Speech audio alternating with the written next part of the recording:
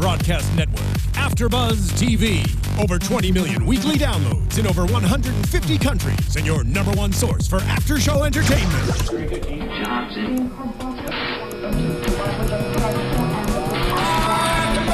AFTERBUZZ TV, the destination for TV superfans, producing after shows for over 300 of your favorite TV shows, interviewing celebrities and showrunners, and bringing you behind-the-scenes exclusives. All thanks to E! Entertainment's Maria Menounos, producer Kevin Undergaro, and internet leader Akamai. Now, let the buzz begin! So high. Hello, AfterBuzzers! Welcome to another Kevin from Work After Show. I'm your host, Sam Davidson. Tonight, we are covering Season 1, Episode 4, which is called Work from Work. All About Work. All About Work is what it's called. Kim is out this week, but she will be back next week. Kim. We love you and we miss you, Kim, but I'm covering as lead host tonight. I have two chat mistresses, also two amazing hosts. Yeah. Here to the left of me, do you guys want to introduce yourselves? Let us know where we can find you on Twitter. I'm chat mistress number 1, and you can find me on all things social media at Katie Wilbert. And I'm chat mistress number 2, and you can find me on Facebook, Twitter, Instagram at Sheri Nadel. Yes, and of course, always, please follow us and rate, review, subscribe, iTunes, YouTube, SoundCloud. We obviously love hearing your feedback because we love this chat roll so much. I really do. I'm kind of sad that, I'm not here, but please talk to us. So, it's going to be really fun. It sounded so sad. Please talk to us. I know. Seriously, guys, please talk to us because this episode was not my personal favorite out of the 3 stellar ones prior. What did you guys think of the episode? I know you guys weren't super hot on it. I actually really liked it. So, I mean, not to totally split a room here. It's good. You need a room split. Yeah. I'm gonna agree with Sam. It was not my favorite. The first 3 I really enjoyed. I was really getting into it, and I won't get into why I didn't like it yet because I guess we're gonna get there. Yeah. But it was not my favorite, and I'm really sad about it. You know what? We can't expect every single episode to be perfect and to be amazing. We'll talk about kind of what we thought went wrong in this episode. But first, let's talk about when we open and Julia, the boss, is giving work evaluations. Have you guys ever had any work evaluations done? I mean, I know we've said I'm really the only one that's ever worked in an office. I mean, I will say, I've gotten evaluations and stuff when I've done my classes at Groundlings. You literally get midterm evaluations.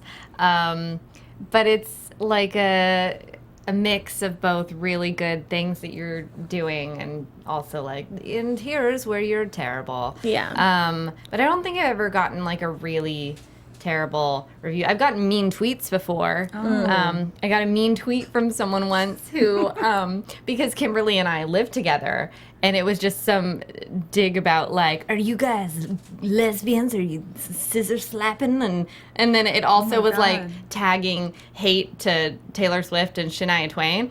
I personally was honored to be a part of a mean tweet that included Shania Twain and Taylor Swift. Wow.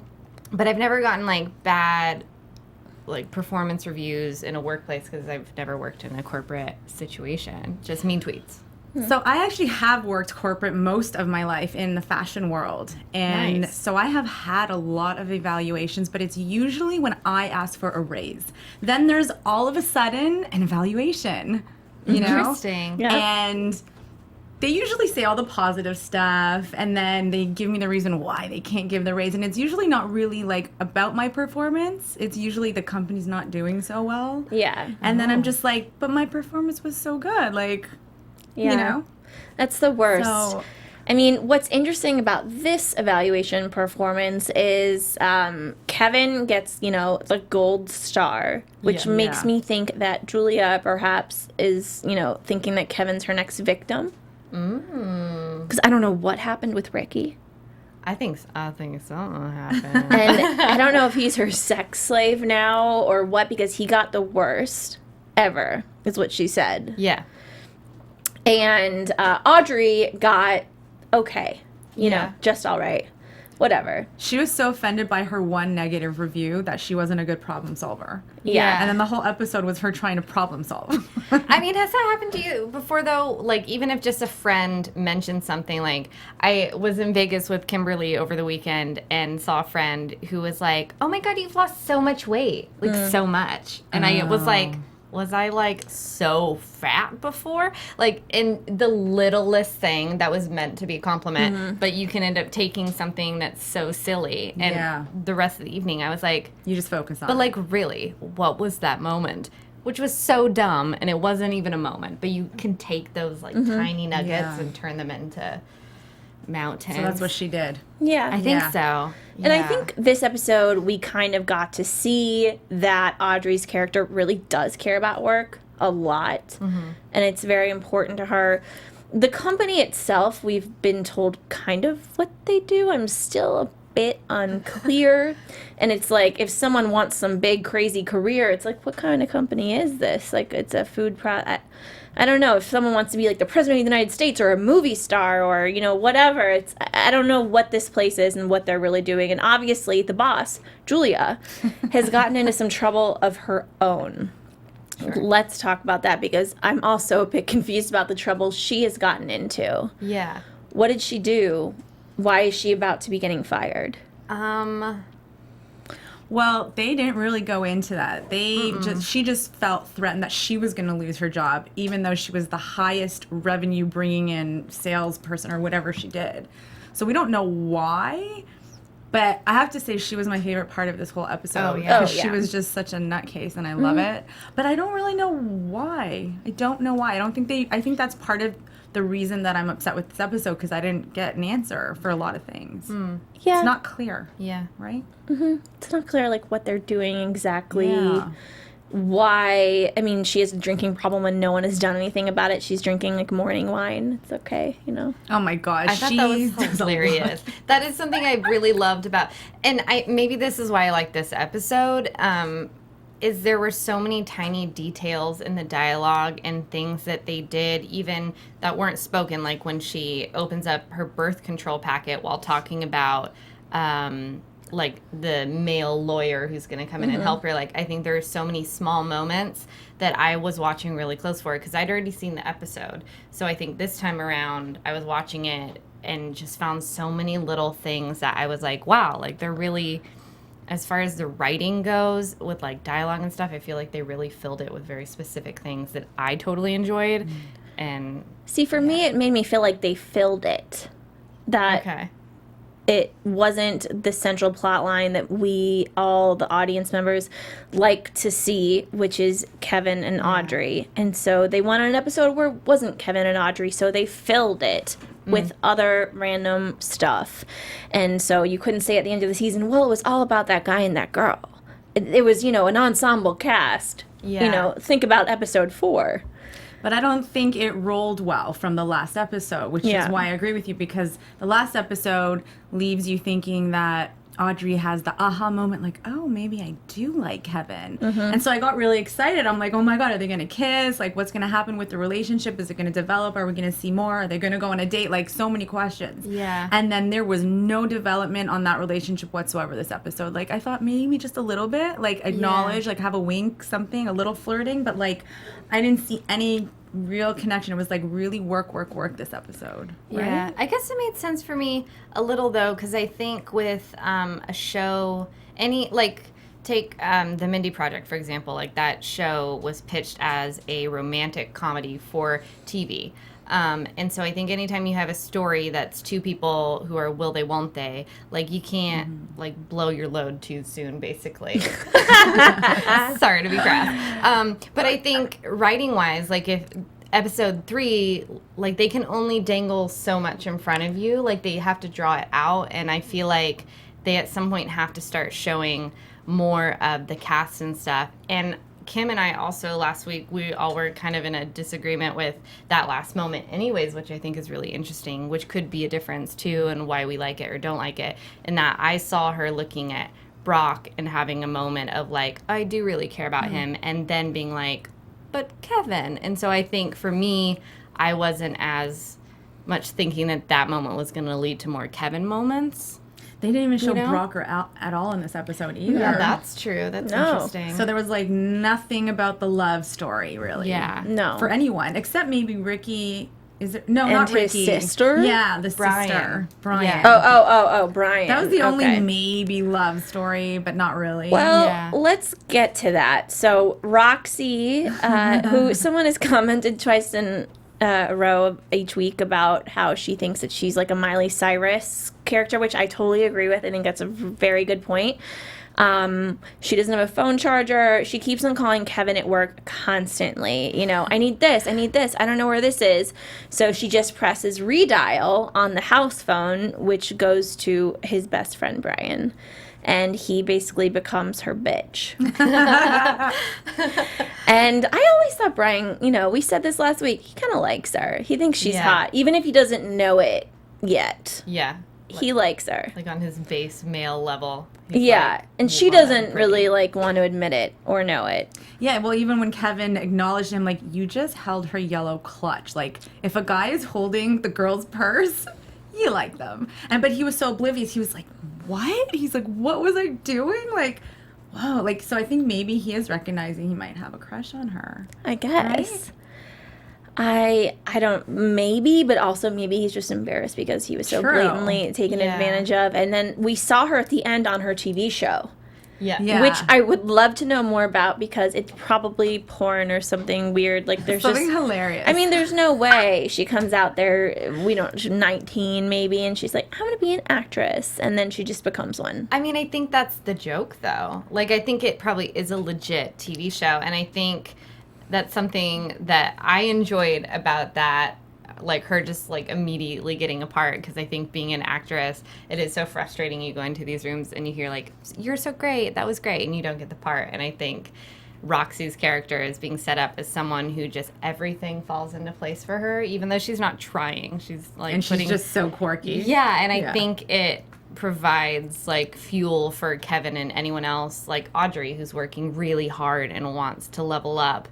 And Roxy can just do, like, she finds a $20 bill on the ground and then is like, oh, I can just go be an actress. Like, I think those are all intentional things to set up the kind of world Roxy lives in, you know?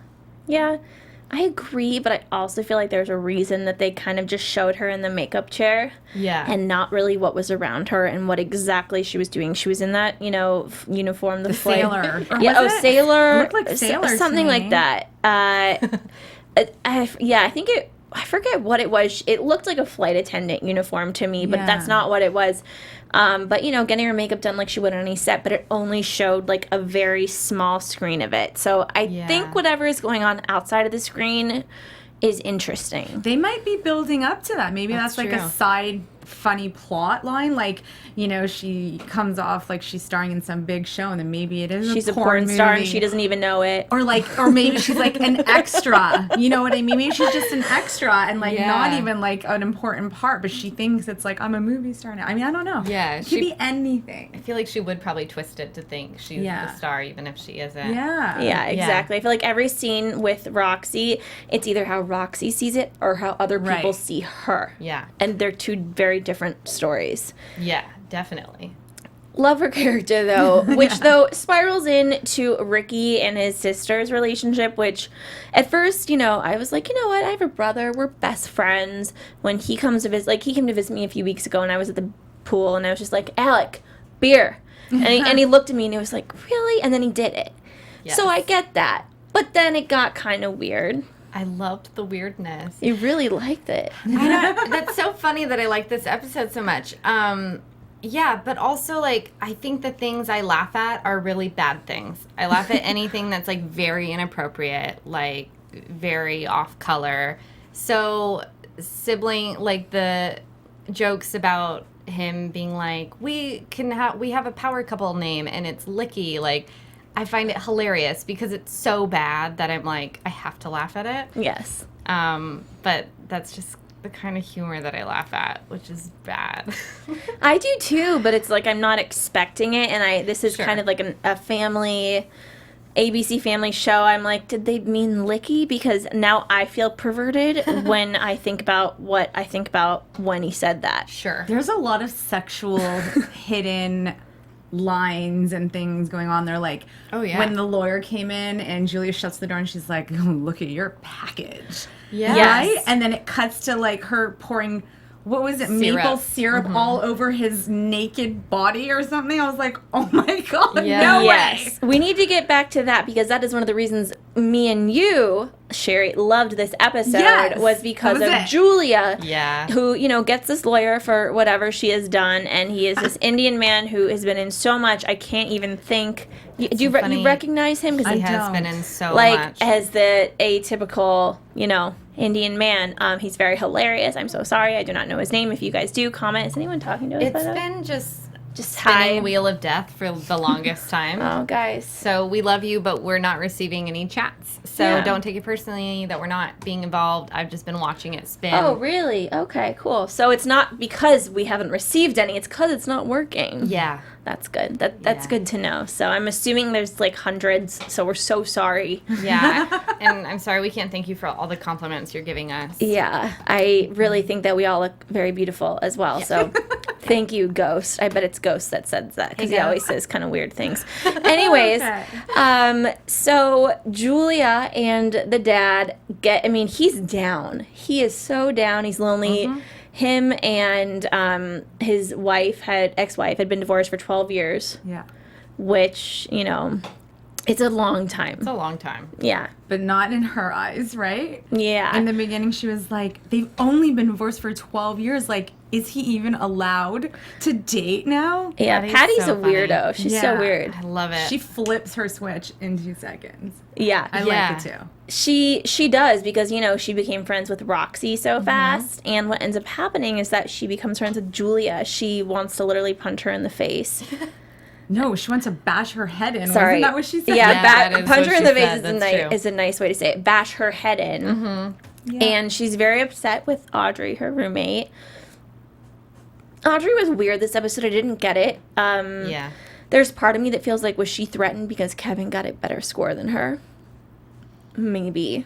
Could be. Or she's such a perfectionist, like one negative thing on her review. By a psycho. Yeah. Yeah, exactly. Maybe that's what it was, is like, here's another character trait that Audrey has. Yeah. Perfectionism. And we're going to watch a whole episode about Audrey being a perfectionist. Well, speaking of Audrey, who now we're calling is a huge psycho, she's going to be in the studio next week, you guys. Yay! Paige Spara, who you guys all know from the last couple weeks, is the biggest girl crush I have right now.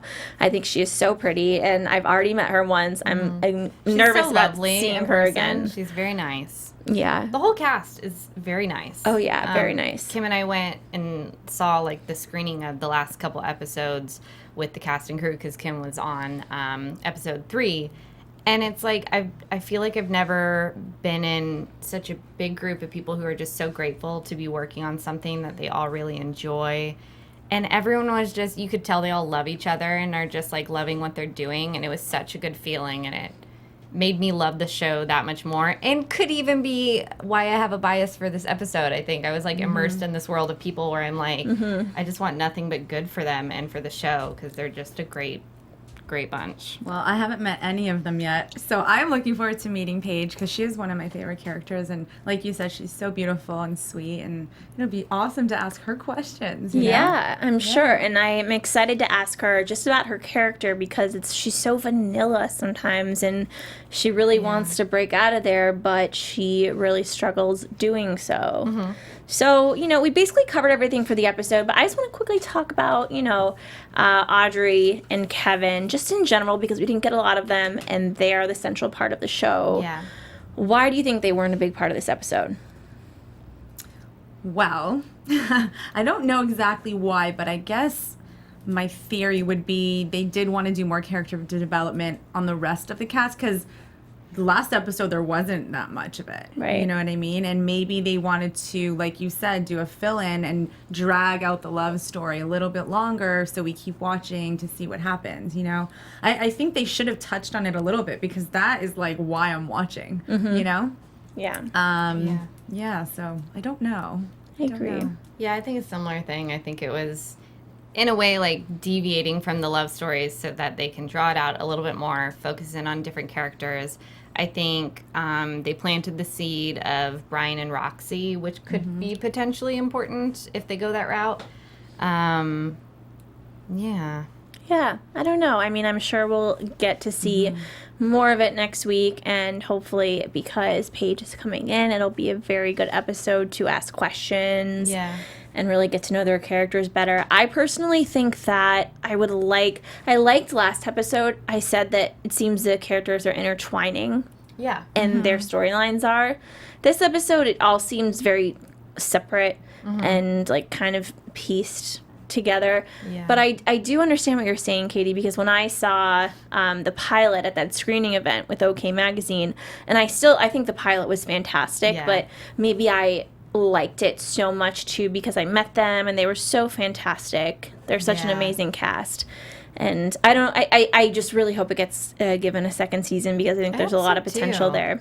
I think so, and I fall in love with the characters more and more, and like I mentioned, like the tiny details in the script is what's really drawing me in. Like the love story is great, but I think for me to, as a writer and stuff, like with shows like The Office and Mindy Project and New Girl, like you definitely have seen the will they won't they. So like I guess there's a jaded part of my brain that's a little like I kind of think I already know how like it'll go, and so I'm trying to like dive into the parts of the show that are because as a girl it's like so easy for me to just love the love story, which I do, of course, but I'm like getting really into the tiny nuances of the show that I think make it really special and inappropriate and so rare for ABC Family. So what do you guys think as like writers, or TV screenwriting, that they always leave off the episode, I'm noticing, but they never pick up from where they left off? And I think maybe a way to solve that, because I know a lot of other shows I watch is they do like a recap, like a 30-second recap of the last episode, but they don't do that. I think that's maybe all they need, but it kind of feels like so jumpy a little PC, bit. yeah. I mean, with comedies though, that's pretty like not super rare that they just like forget what just happened, because with comedies, like you want an audience member to be able to drop in more easily any episode, especially if it's 30 minutes, whereas like a show like House of Cards, that's an hour-long drama, like you definitely have to watch it from the beginning, and it picks up almost immediately where it left off. So I think it could even just be the genre that is comedy and how... Yeah, we're just used to ABC Family being more like dramatic, so... Sure. And you know what, to be fair, I don't watch a whole heap on ABC Family, so I'm kind of dropping in new. So you guys have a totally different... not like set of knowledge with regards to that than I do. And I feel like I watch a lot more drama, so if they want that viewer, like maybe they need to do that. I don't know. Sure. Yeah, well, they definitely need at least once in the episode, will they, won't they? They just needed to drop just a little one, and they didn't have that. Yeah. So, really quick, let's just give a rating, a grade, like Kim likes to do, which I love. Let's start with you, Sheri. So, my evaluation, I'm going to give it a B+. It was not my favorite episode, but I still love it, and I love the characters, and, I'm not going to say there was anything specific that needed to be worked on, but I would like to see more of the love story, more of the Audrey Kevin thing going on, and then I might have to re-review and reevaluate. Okay.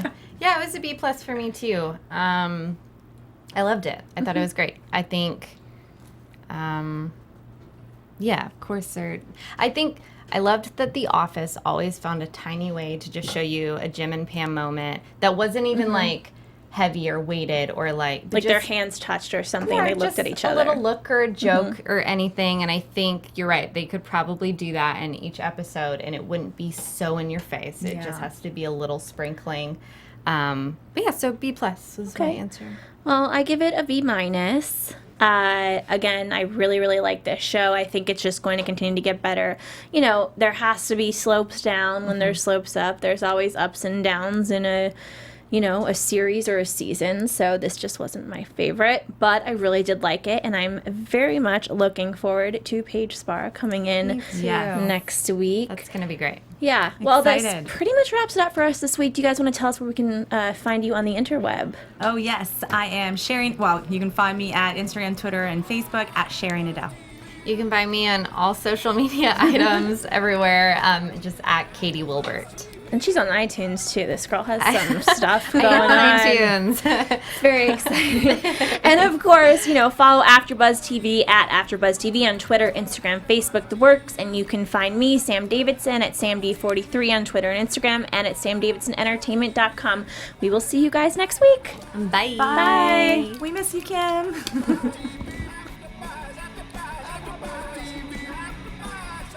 From executive producers Maria Menounos, Kevin Undergaro, Phil Svitek, and the entire AfterBuzz TV staff, we would like to thank you for listening to the AfterBuzz TV network. To watch or listen to other after shows and post comments or questions, be sure to visit AfterBuzzTV.com. I'm Sir Richard Wentworth, and this has been a presentation of AfterBuzz TV. Buzz you later. The views expressed herein are those of the hosts only and do not necessarily reflect the views of AfterBuzz TV or its owners or principals.